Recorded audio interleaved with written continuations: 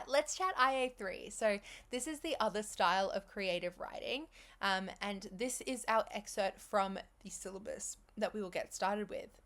Students independently develop and compose an original, imaginative written text in which they purposefully manipulate aesthetic features and stylistic devices to shape representations and perspectives and achieve particular effects.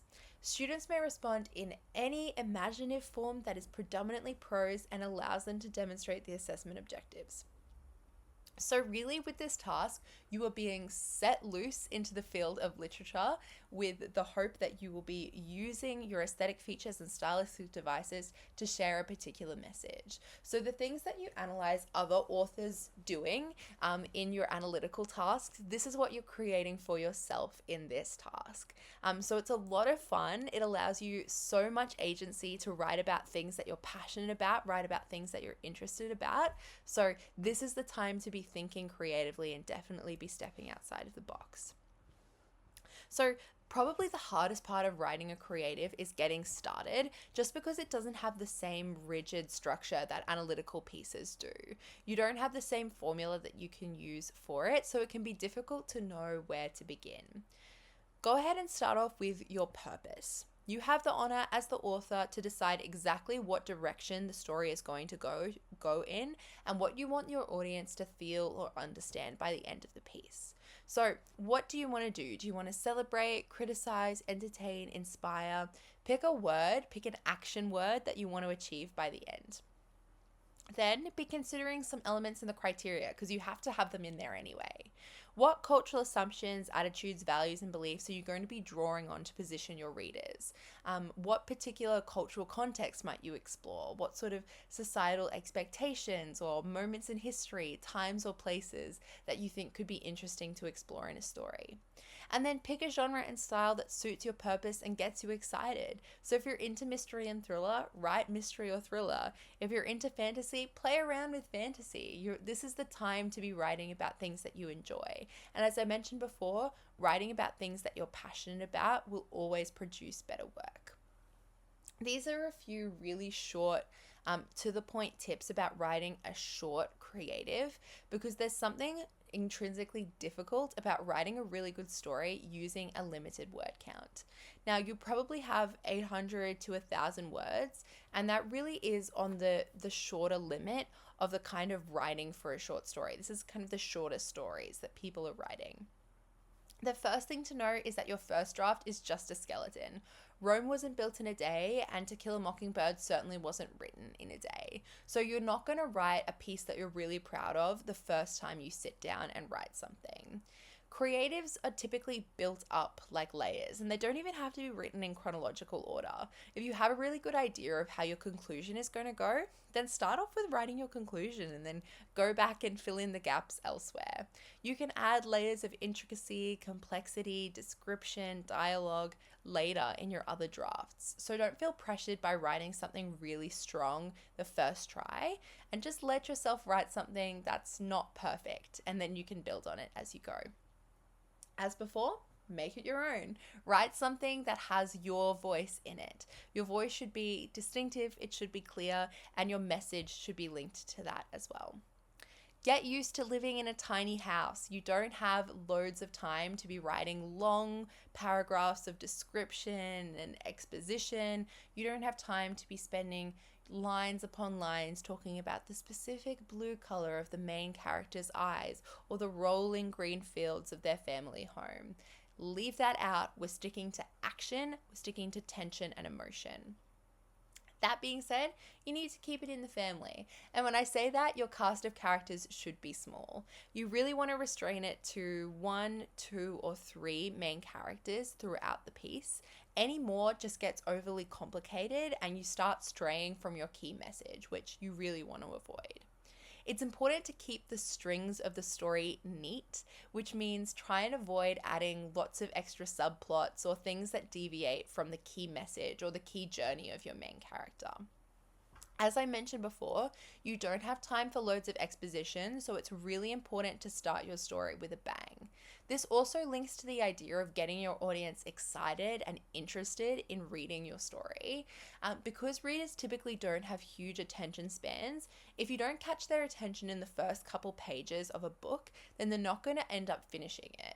So it's really important that the start of your short story is as interesting, engaging, and as exciting as possible. You can even go the route of like shocking them as a way of introducing the story, in the same way that you might shock someone to get them engaged at the start of a persuasive speech. Consider the impact that you want to have. So be really intentional about thinking, what is the message that I want to share with my audiences? What do I want them to understand, to know, to agree with by the end of the story? Your job is not just to entertain, but actually to shape perspectives and shape understanding in the story as well. And then finally, use your motifs. So one of the easiest ways to develop a really well-rounded, connected story is to use consistent symbolism throughout. So use knives and snakes and light, darkness, silence, noise. All of these ideas can be used consistently throughout a story to keep it nicely, creatively coherent, and to ensure that you're ticking the box of using intentional aesthetic features and stylistic devices in your work. All right. When it comes to choosing a base text, so you'll have to pick some sort of original story to develop and your own story based on. Experiment by looking at a range of different styles and authors, but stay away from lengthy novels like maybe this one here. You need to remain in that 2,000 word limit or below in some cases. So it's important to try and focus on short stories and learn from the way that authors jam pack a piece with meaning. So go ahead and read lots of short stories. And the cool thing about short stories is that they're often packaged as anthologies. So you can go to a bookshop or a library and find plenty of books that have 10, 15 short stories in them, and just read them and see how an author goes about packing in tension and emotion. How do they build characters? How do they build relationships? Of course, you're not going to be taking ideas word for word, but you're absolutely allowed and even encouraged to take inspiration from professional authors because they know what they're doing and they know how to write a good story that engages audiences. You don't even necessarily have to take key themes or ideas, but the way that certain characters are built up or the way that aesthetic features are used, all of those sorts of things can be really useful in your own piece of writing. When picking a genre, make sure you stick to it. Clashing genres always ends up messily, and it means that your key message will kind of get lost in the sauce of you trying to figure out what genre you're exploring. You don't have time in 2,000 words to create a whole new genre or a whole new literary structure. Let's not overcomplicate things too much and give yourself the gift of just sticking to that single genre.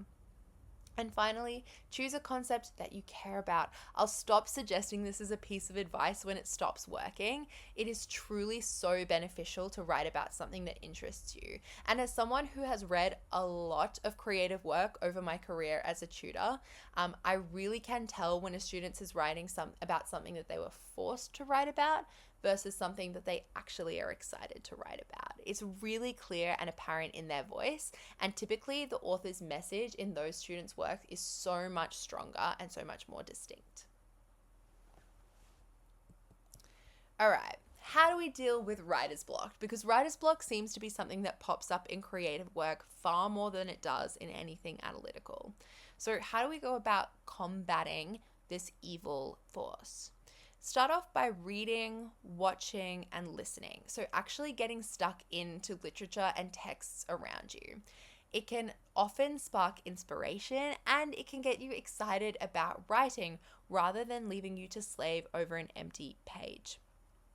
Speaking of empty page, often you just got to start brainstorming, getting your ideas onto the page, the first word on the page, and then you just start word associationing to your heart's content. Discover or think about just one singular thing that you would like your story to include. Maybe it's a particular setting, maybe it's a particular theme, maybe it's a particular nickname for a main character, or a symbol, or a cat that talks. any idea that you have about this story, just get it onto the page and build the story around it.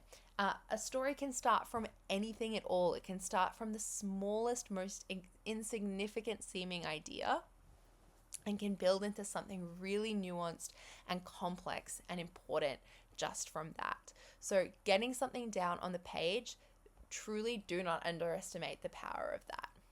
And finally, for writer's block, sometimes you need to just take a break. If you can't come up with something and you're spending hours just staring into a white Word document thinking that something is going to appear magically there, it's not going to happen. It'll generally leave you feeling worse off. So distance yourself. It can provide some clarity. That might mean just closing the laptop, walking away, and thinking about something else for a while, and then coming back to it, ready to get started again. All right. Just because this isn't an analytical task doesn't mean that you shouldn't have some sort of logical flow in your storytelling. If the reader has no idea what's going on, what's happening, there's too much flowery language going on, no one's understands what the character's doing or anything like that, then your message isn't clear enough and it needs to be clear. So when you start writing, put your message, your author's message, up the top of the Word document. And as you're writing, and importantly, as you're reviewing, check that you're adhering to that message throughout. Is this message being translated into my work? Is this message being translated into my work? Does the main character's goals and aspirations reflect this message? Does the closing paragraph of my story reflect this message? And really importantly, when you're about to hand your work in, make sure that you remove that message from the top. You don't want to have like a weird formatting issue over something like that. All right. It's important that your story appeals to a wider audience. When you're writing something creative, it's important to remember that you're not just there to serve yourself and your own interests, even if that does help with getting you started with writing. It's important to have a go at running your ideas past a load of people. So you want to make sure that your idea actually translates into a reaction from an audience and that it makes sense outside of your brain. There are so many cases in the past when I was at school and when I'm at uni as well that I've had an idea about a piece of writing or an idea and it's like, this is great, this makes so much sense in my head, this is wonderful, and then I show it to someone and they go, wait, what? Explain this to me. Or that doesn't make sense. Or I don't know if I'd be interested in reading that. And that's totally okay. All the information they should need to be able to engage with the story well and enjoy it needs to be contained within the words that you are writing on the page. If you need to explain things further, clarity needs to be revised. Go over it again. You are unlikely to earn marks via obscure concepts or vague aesthetic features. Remember, we're being intentional and we're being blatant with them. We are offering them up to the audience for them to enjoy. There needs to be concepts, characters, settings, and themes that people relate to and understand in their story. And I believe this is linked to something we will talk about in just a moment. So, this rule is tried and tested and it remains true to show and not tell. So the easiest way to show rather than tell is to make the internal external and the external not internet but internal. So you would change "she was very excited" into something else. What would this look like externally? What does excited look like or sound like? And if the room was dirty, how does this translate into the internal? How would that force characters to react? Not every line of your work needs to make the switch. That just makes things confusing. But if you find yourself lapsing into a basic progression, so plot points, this can be a helpful technique.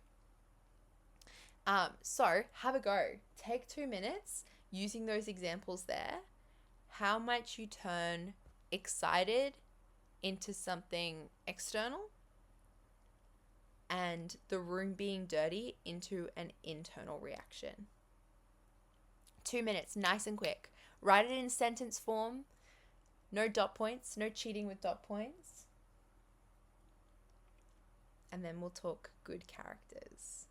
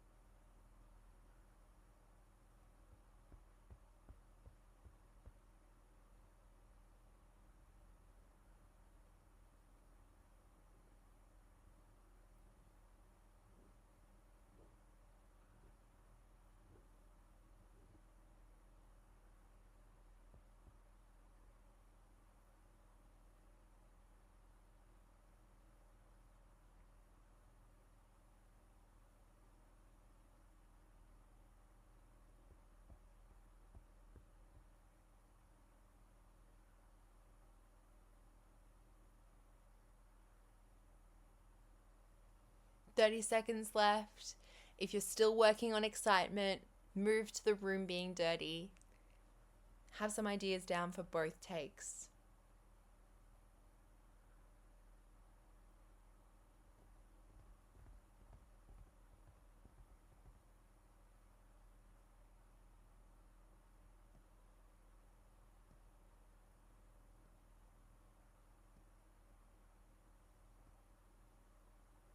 Okay, let's talk writing good, believable characters.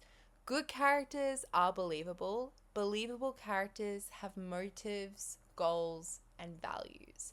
Now, good characters are an underrated commodity within storytelling. A lot of people focus on message, they focus on themes, they focus on concepts, aesthetic features, all these sort of things, and forget about the characters. But the characters are so important because they are the vessel of your message. They carry your message throughout the plot of your story.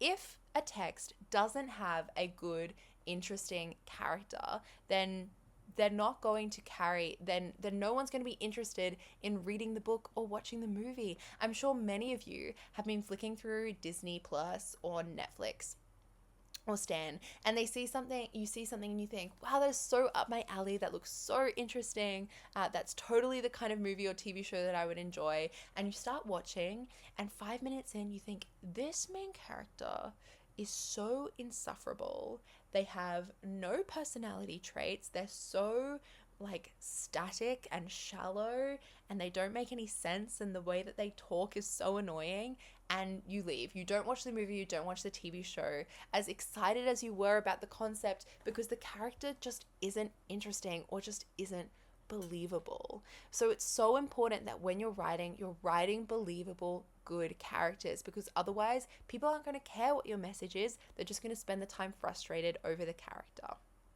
So you can tell a lot about a person without them having to give you their whole backstory or detailed personality profiles. You can tell a favorite food based on how fast a person consumes it, or how much they love someone based on how close they sit next to them on a park bench. Humans have physical cues, both in the way that they act and in the way that they speak, that tells you a multitude of things about them without you ever having to ask them a single question. So again, we're not bogging down our writing by paragraphs and paragraphs of physical description or even detailing the particular background of a character. You can develop and grow a character and make them believable based on the way that they speak and on the way that they act. So take a moment to consider your favorite character in a TV show or movie, and think about why it is that you like them. What about them makes them interesting to you? What makes them intriguing? What gives them substance? What gives them drive? What motivates them? What do they value? One of my favorite characters ever. This is niche and probably a little bit away from what you guys are watching. I'm so much older than you. One of my favorite characters ever is this character called Josiah Bartlett, and he is the president of the United States in a TV show called The West Wing, which is an early 2000s TV show in the US. And obviously he is the president of the United States. So he's very commanding. He's a very powerful man. He really holds the attention in a room. He's a powerful speaker. He's all of these things. But he went to Notre Dame, which is, a university in the States. And he loves their sporting teams. And so every now and then he'll be having a really presidential moment, and then he'll be like, does anyone know the score at this college basketball game? He's the leader of the free world. He holds so many things in the palm of his hands. And he's like, wait, who knows the basketball score? Does anyone know the basketball score of this game?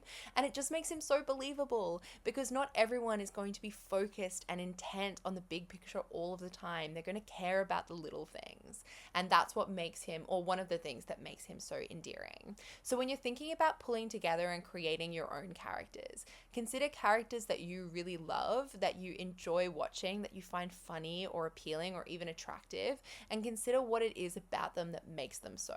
What choices did the directors and the producers or the author make in order to make that character as believable and as enjoyable as they are. All right, let's talk about editing creatives, because editing creatives is also really hard. You need to be prepared as you're writing to do a little something called killing your darlings. So, say you've written a sentence and it's glorious. It's the best sentence you've ever written. It's perfect in every way. The vocab is perfect, the grammar top notch. It gives exact effect that you wanted it to give, but it just doesn't fit in the story. It doesn't build tension. It doesn't build emotion the way that you wanted it to. It doesn't feel right sitting next to your main character. And if it doesn't suit the genre, if it doesn't suit the character, if it doesn't suit your message, the task, then you have to cut it. You have to get rid of it. You have a precious amount of words and you need to make the most out of every single one of them. So you don't want to let the story become a tangled pile of threads. So instead, you need to remove it and put it somewhere else. If you're really, really desperate, if you love it so much, instead of deleting it, you can cut it out and put it into another document. Your task is to shape perspectives, and you can't do that with a disjointed piece of lovely lines, but no connecting thread. So be vicious, kill your darlings, put them aside, and Lord willing, in your next creative task that you do, and I know that so many of you will be doing creative tasks after school, but if you do end up doing a creative task, you can look through that document and hopefully find a use for it elsewhere.